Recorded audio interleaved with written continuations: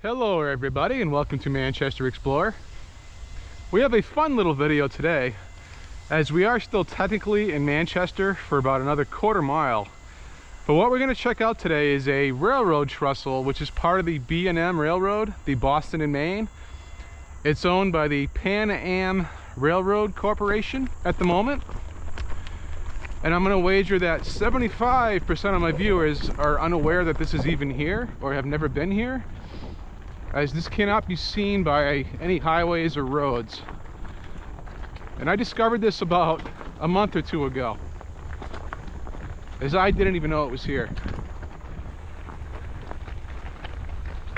And by chance, this is by chance, because you cannot, there's no railroad schedule that's posted publicly. And the train is running across the bridge right now. I'm so excited. The chances of this are like 10% or less. So this is really cool. I can't believe this.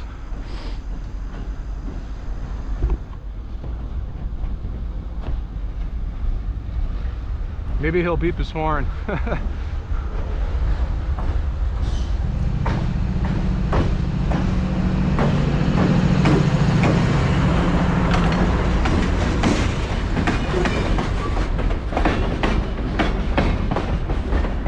Yeah, ever since 9/11, they disclosed the train schedules due to possible terrorist attacks.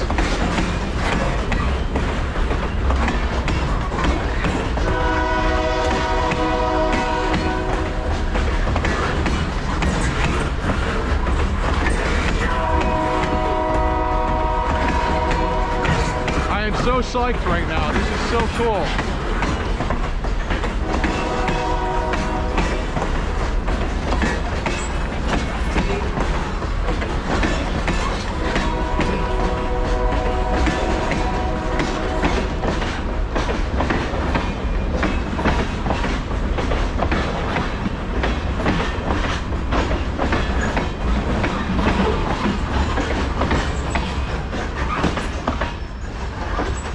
How about that, folks? Wow. Like I said, that was like maybe a 5% chance of that happening. Unreal. Welcome to Manchester Explorer. But like I said, I discovered this about a month or two ago as I was just riding around the city and decided to follow the railway. But right here is a plaque commemorating when this was built. I don't know if you can see it. It's kind of sketchy to look over here. It was built by the Phoenix Bridge Company, based out of Phoenixville, Pennsylvania in 1930. But anyways, let's check out this beautiful railroad trestle. This is by far the coolest one around Manchester. And you are allowed to walk across it, as far as I know, as I've seen pedestrians out here many times.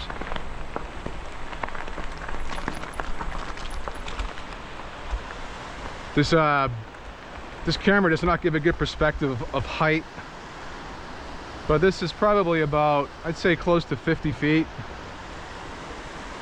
And as you can see, the water is really low. As usually, I can imagine this is roaring. This is a great place if you're a kayaker, that's for sure.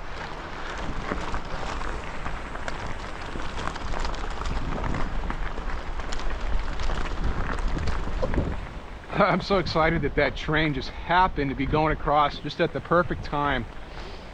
The stars were aligned today, that's for sure.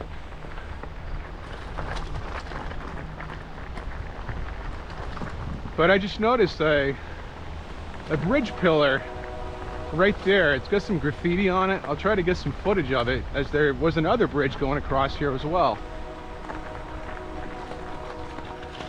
I don't know if you guys can see that. I'll try to aim my camera, but right where that island is, there's a concrete pillar. So at one time there was another bridge that branched, another railway line that branched into this one. Interesting. Which probably went into Bedford.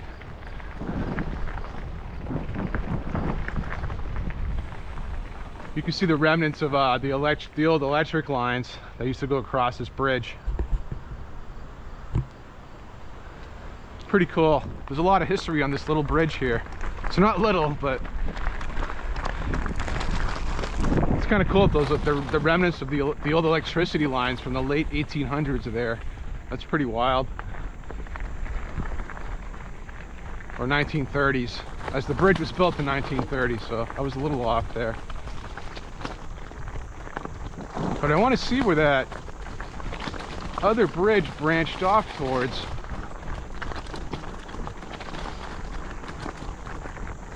And I also want to show you guys the easiest way to get here would be on the Bedford side. I'm not sure what the name of this road is, but there's a park right here. I'll at least give you guys the name of that. So if you do want to check out this this cool little trestle here, you guys can just drive here, as I took the railway to get here and it's not a fun ride on a bicycle. But this is the Bedford Heritage Trail, if you do want to come down here. I've yet to actually explore the actual trail system here, but I will get to that at one point. But let's try to see where that other bridge branched off to.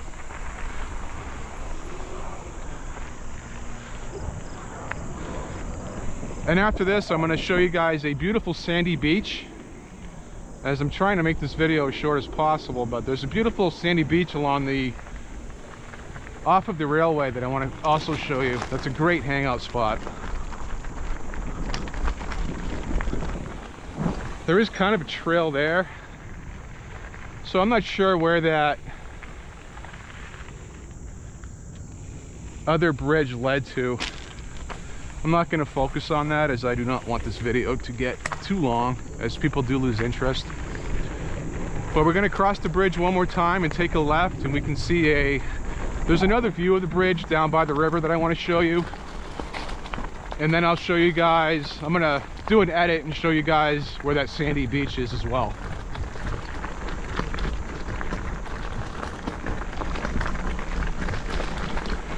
Yeah, I still can't believe that train was there. I was actually kind of hoping and praying that it would just miraculously be there, and there it was.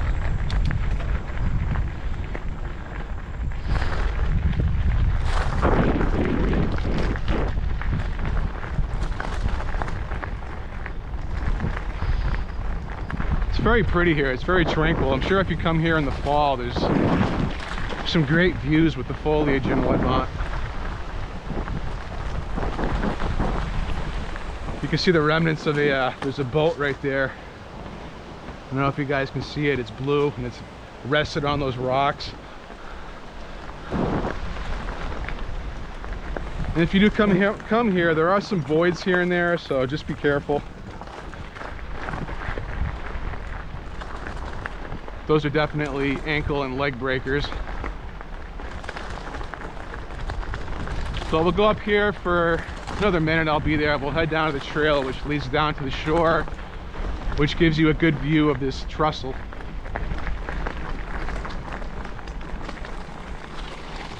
And I always give a shout out to Esker Cycles, E-S-K-E-R, as that's the brand of bike that I'm riding.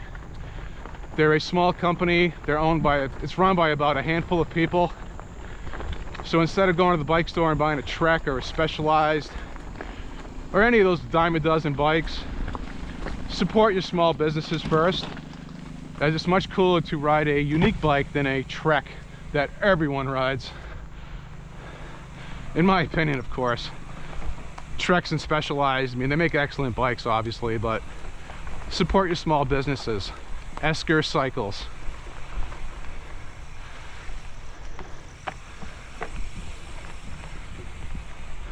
And I'll put my bike down. It's so pretty down here, it really is. And if you're a fisherman, this is a great spot. And that beach I'm about to show you is also, it's a prime fishing spot. But there's the trestle. Pretty cool, huh? This would have been a good shot too if I happened to be here when that trestle was going across. That would have been perfect. I mean, that train was going across the trestle. I'm still flabbergasted.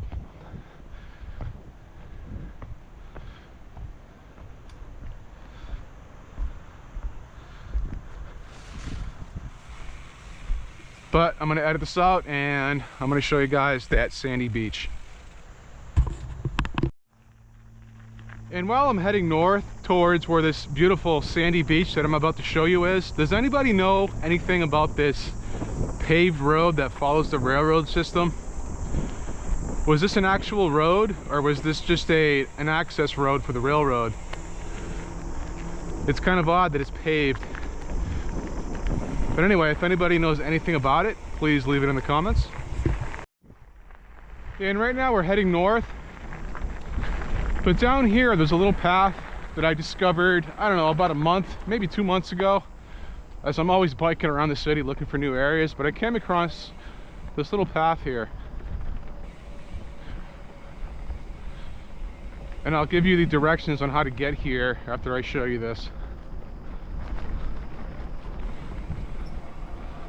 I have seen a homeless encampment down here, but I don't believe they stay too long as they get kicked out fairly quickly. So just be aware of that. Homeless people don't bother me, but for some people it's an issue. But right here is a beautiful area just to check out, as I'm sure 75% of the viewers that are watching this have never been here.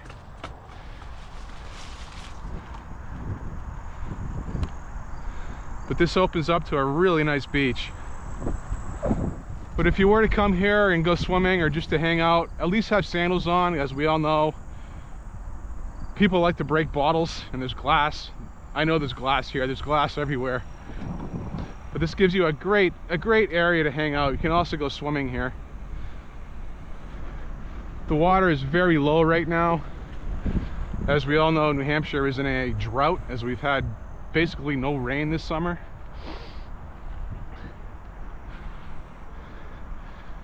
You can see all these exposed rocks. It's actually it's beautiful, it really is. I'm going to come back here during the fall and get some good footage of this entire area. I'll try to get up close to these rocks. The only thing with these GoPro cameras is they don't give you very good perspective of how big things are. You could actually walk out here quite a ways.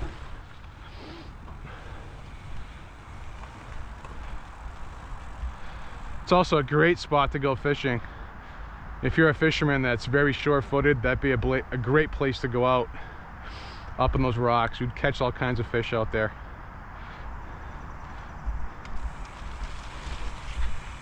We'll spin around, go the opposite direction, and then my next video clip will be of me showing you the directions on how to get here. It's very simple. But you can see there's been ATVers here just destroying everything, which is what they're good at.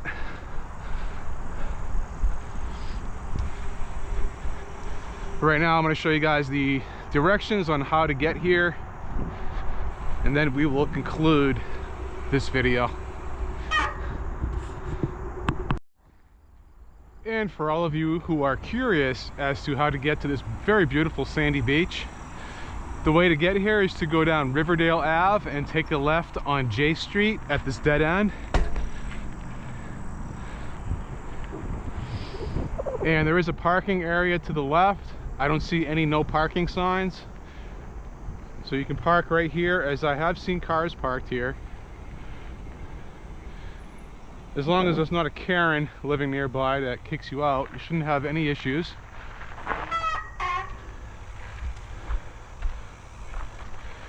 You can also keep going straight. There's an old road there. But if you go this way, actually this is the old road. It follows the railroad track. Just continue straight and you're gonna see some paths that veer to the right. It's a little bit of a walk or a bike ride, but that's how you get there.